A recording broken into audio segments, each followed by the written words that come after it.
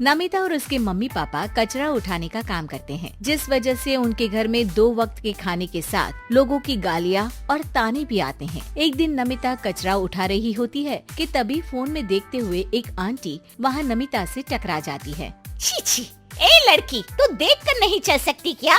पर मैम साहब, मैं तो अपनी जगह पर ही हूँ, आप फोन में देखते हुए चल रही थी। अरे, एक कचरे वाली होकर मुझसे जुबान लड़ाती है। अब घर जाकर दोबारा नहाना पड़ेगा, पूरा गंदा कर दिया, कितनी बदबू आ रही है।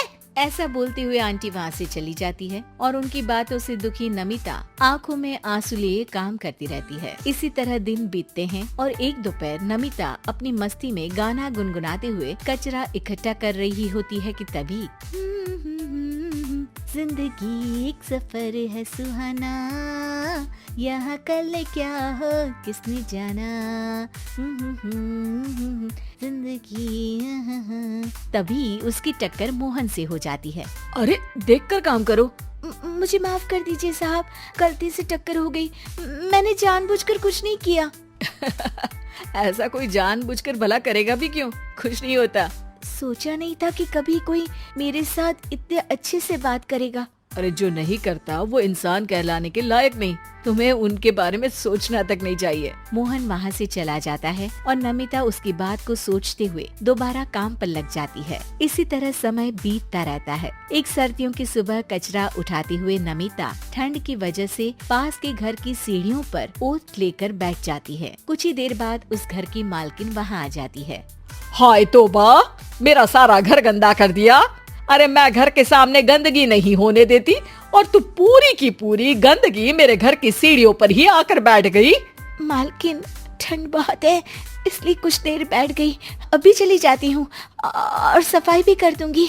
अरे यहाँ बैठकर घर पहले ही गंदा कर चुकी है, अब छूकर अशुद्ध भी करना चाहती है। अपनी माँ के चिल्लाने की आवाज सुनकर मोहन घर से बाहर निकल आता है, जहाँ नमिता को देख वो किसी तरह अपनी माँ को शांत करके घर में वापस भेज देता है। मुझे माफ कर दीजिए मालिक, गलती हो गई। अरे प्लीज मुझे मोहन बुलाओ और अपनी माँ की तरफ से मैं माफी मांगता हूँ। अरे नहीं मालिक, लोग वैसे भी हमें इंसान समझते ही कहाँ है, इसलिए अब इन सब की आदत है। अगर इन सब की बातों को बुरा लगाने लगे तो भूखे ही मर जाएंगे।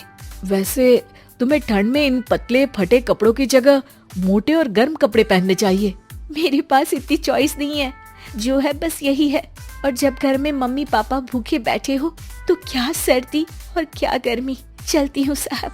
नमिता तो वहाँ से चली जाती है, लेकिन अब मोहन उसके बारे में सोचना ही बंद नहीं कर पाता। कुछ दिनों बाद नमिता दोबारा कचरा उठाने मोहन के घर के पास आती है, जिसे देख वो एक नया गर्म सूट लेकर उसके पास आता है। ये तुम्हारे लिए है। शुक्रिया मालिक, पर ये तो नया है। हाँ, किसी को गिफ्ट में नई चीज ही तो दी जाती है। हमें कोई गिफ्ट नहीं देता। हाँ, नई चीज तो बिल्कुल नहीं, पर आपका बहुत शुक्रिया। चलती हूँ, बहुत काम बाकी है।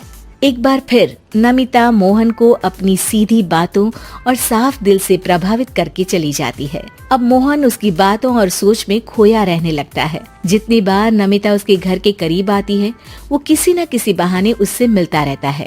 ये सिलसिला लंबा चलता है, जिसमें धीरे धीरे दोनों एक दूसरे से प्यार करने लगते हैं। नमिता, क्या तुम मुझसे शादी करोगी? मुझे नहीं लगता कि ये सही है। तुम्हारे घर वाले और समाज के लोग मुझे कभी नहीं अपनाएंगे। मेरी वजह से तुम क्यों अपना जीवन खराब करना चाहते हो? मेरा जीवन तुमसे शादी करने के बाद नहीं, बल्कि शादी नहीं करके खराब होगा। मेरी बात मानो, सब ठीक होगा, भरोसा रखो। मोहन के प्यार और उस पर भरोसे के साथ नमिता शादी के लिए हाँ कह देती है और अगले ही दिन वो दोनों कोर्ट मैरिज कर लेते हैं। इसके बाद मोहन नमिता को लेकर जैसे ही घर पहुंचता है तो वहाँ उसकी मम्मी, जो अपनी सहेलियों के साथ किटी पार्टी कर रही होती है, उन्हें एक साथ देखकर हैरान रह जाती है। हाय राम, कल मुही करम जली, तुझे एक दिन सीढ़ियों पर बैठने के लिए कुछ जरा बहुत बोल क्या दिया। तूने तो बदला लेने के लिए मेरा बेटा ही फंसा लिया। अरे जिस लड़की की हमारे सामने खड़े तक होने की औकात नहीं, मोहन तू सीधा उससे शादी करके घर के अंदर ही ले आया।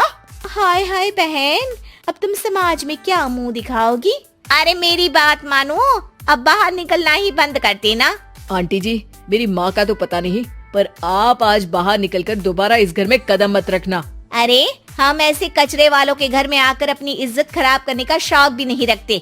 अगर यही कचरे वाली आपके घर का कचरा उठाना बंद कर दे तो उस आलीशान मकान में आप 2 दिन भी नहीं रह सकती।